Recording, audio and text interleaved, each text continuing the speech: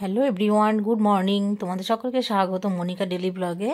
তোমরা ব্লগটি দেখতে থাকো, আশা করি তোমাদের খুব ভালো লাগবে। এখন বাজে সকাল 8টা। এখন আমি রান্না করছি সকালবেলায়, যেহেতু অফিসে যাবে 9টার সময়, তা এখানে রান্না করছি আলু আর ঢেঁড়স ভাজা। আর এখানে আছে দেখো, চাকচাক করে আলু ভেজে নিয়েছি। আর আছে মুসুরির ডাল, মুসুরির ডাল না, মুগ ডাল। আজকে তো বৃহস্পতিবার, নিরামিষ। এই দেখো দেখো, ডালটা সিদ্ধ করে রেখে দিয়েছি। আর এখানে দেখো আলু আর ঢেঁড়সটা ভেজে নিচ্ছি। আর এখানে ডালটা সিদ্ধ করে রেখেছি, এখনও সম্বার দেওয়া হয়নি। ওই দেখো এখানে হচ্ছে ভাতে উচ্চ সিদ্ধ দিয়েছি আর ছোট্ট আলু সিদ্ধ দিয়েছি, এখন নামিয়ে নিয়ে দেবো। এখানে গরম ভাতও হয়ে গেছে। এখানে আলু ঢেঁড়স ভাজাটা হয়ে গেছে। আর এখানে আলু ভাজা তো হয়েই গেছে, চারটে করে ভেজে রেখেছিলাম আগে। আর এখানে আলু আর উচ্চ সিদ্ধটা বের করে মেখে নিয়েছি। তারপর বাজার থেকে এই দেখো বাটা মাছ আর চিংড়ি মাছ নিয়ে এসেছি। চিংড়ি মাছটা অল্প করেই নিয়ে এসেছি, শুধু ছেলের জন্য, কারণ আমরা চিংড়ি মাছ খাই না। চিংড়ি মাছ বেশি খেলে কোলেস্ট্রল বাড়ে, আর আমাদের একটু কোলেস্ট্রলের সমস্যা আছে, তাই খাই না। আর এখানে দেখো বাটা মাছগুলো একদম টাটকা ছিল। তারপর আমি মাছ কেটে রেখে দিদিভাইয়ের ঘরে গিয়েছিলাম। এই দেখো দিদিভাইয়ের ঘরে চলে এসেছি।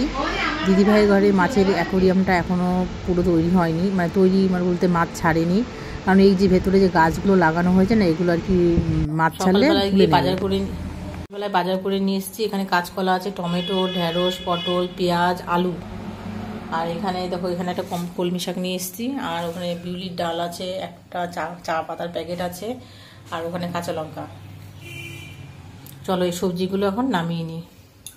ব্যাগ থেকে সব সবজিগুলো নামিয়ে গোছানো হয়ে গেছে। এখানে আলু রেখেছি, এখানে পেঁয়াজ, আর কটা আম আছে, টক ডাল বানাবো কালকে। আর এখানে দেখো পটল, ঢেঁড়স আর টমেটো, এগুলো সব গুছিয়ে নিয়েছি।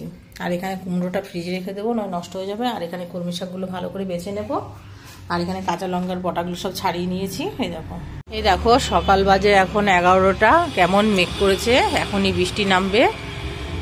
কালকেও রাত্রে বৃষ্টি হয়েছিল। এই দেখো পুরো অন্ধকার বাইরেটাই, দেখো আকাশে প্রচুর মেঘ করেছে। বৃষ্টি মনে হয় পড়ছে অল্প অল্প। বলতে বলতে বৃষ্টি নেমেই পড়লো জোরে। এই দেখো সকালবেলা অনেক দিন বাদে এরকম বৃষ্টি হচ্ছে, ভালোই বৃষ্টি হয়েছে মুষলধারে, বুঝলে। রাস্তার ধারে জল জমে গিয়েছিল, তা বৃষ্টি হচ্ছিল বলে একটু সোফায় বসে দেখছিলাম, কারণ অনেক দিন বাদে এরকম বৃষ্টি হচ্ছে তো সকালবেলায়, তাই বৃষ্টি পড়ছিল বলে আর কি সোফায় বসে বৃষ্টিটা অনুভব করছিলাম।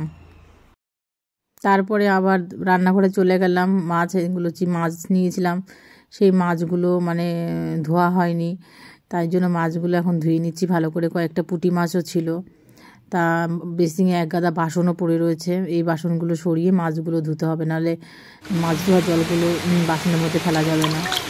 এই দেখো এখানে বাটা মাছ আর চিংড়ি মাছ আছে, এগুলো রান্না করে নেব। দেখো কেমন মেঘ ডাকছে, মাছ ধুতে ধুতে তো ভয় পেয়ে গেলাম। কড়াইতে সর্ষের জন্য দিয়ে দিলাম। আর এখানে দেখো চিংড়ি মাছ আর বাটা মাছগুলো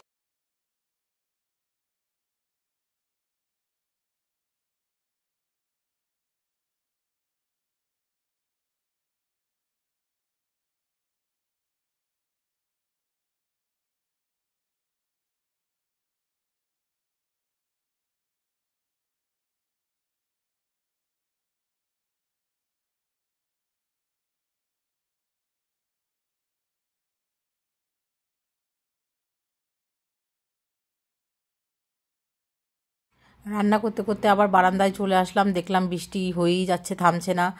অনেকক্ষণ বৃষ্টি হয়েছিল, তারপরে ওই 1টা-1:30 নাগাদ বৃষ্টি থেমেছে, আমার রান্না বান্না হয়ে গেছে তারপরে। আর দেখো অনেক জোরেও পড়ছিল বৃষ্টিটা।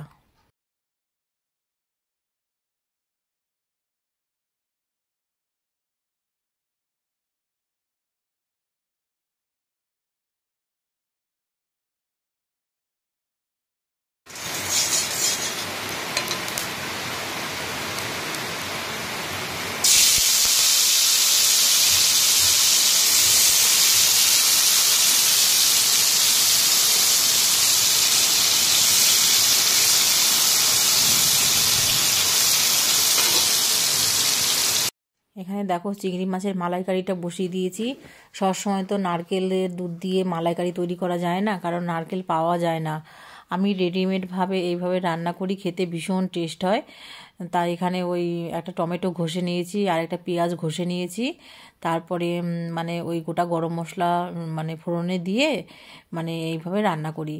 তোমাদের যদি মানে এইভাবে রান্না করতে ইচ্ছা হয় তাহলে আমাকে বলো, আমি পুরো রেসিপিটা তোমাদের মানে দেখিয়ে দেবো রান্না করে।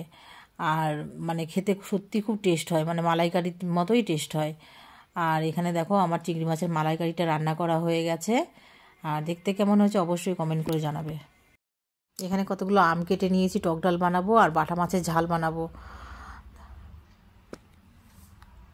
এই দেখো রান্না করতে করতে না কতগুলো পাঁপড় ভেজেছি, বৃষ্টি হয়েছে তো মনে হচ্ছে কিছু খাই তাই জন্য এখন একটু পাঁপড় ভেজে নিয়েছি। এই পাঁপড়গুলো এখন খাবো, আর ছেলের জন্য দুটো রাখবো, আমি সবগুলো খাবো না।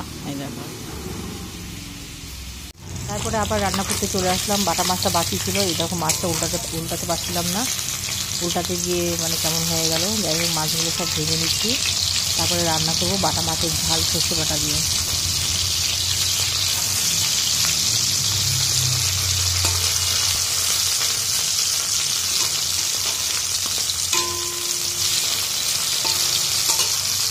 এই দেখো বাটা মাছের ঝাল রান্না করা হয়ে গেছে, নামানোর আগে ধনেপাতা দিয়ে দিলাম।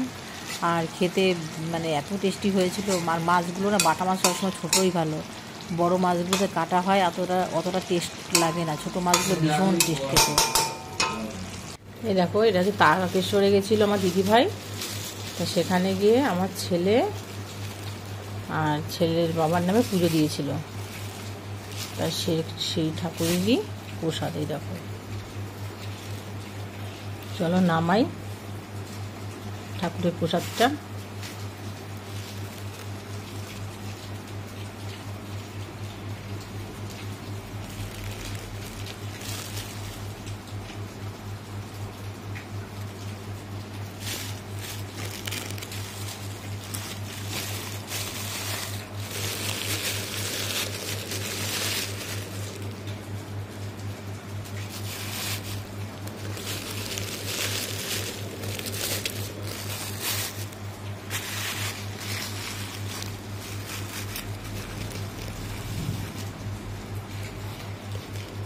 দেখো ঠাকুরের প্রসাদ, এটা বাবার প্রসাদ।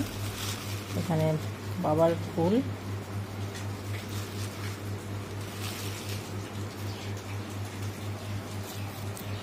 চলো খুলি প্যাকেটটা এবার।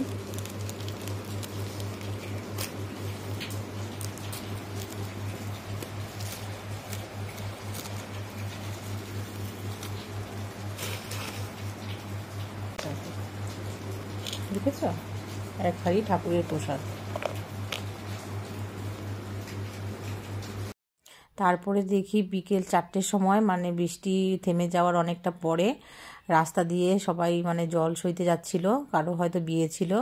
সবাই হলুদ রঙের শাড়ি পাঞ্জাবি পরে সবাই নাচতে নাচতে যাচ্ছিল, খুব আনন্দ করতে করতে। আর আমি একটু আওয়াজ পেলেই বারান্দায় এসে বসি দেখার জন্য। তা ভীষণ ভালো লাগছিল, মানে বৈশাখ মাস পড়তে না পড়তেই বিয়ে আরম্ভ হয়ে গেছে। আর এই বৃষ্টির জন্য হয়তো লেট হয়েছে ওদের জল সইতে যাওয়া, তাই দেখছিলাম।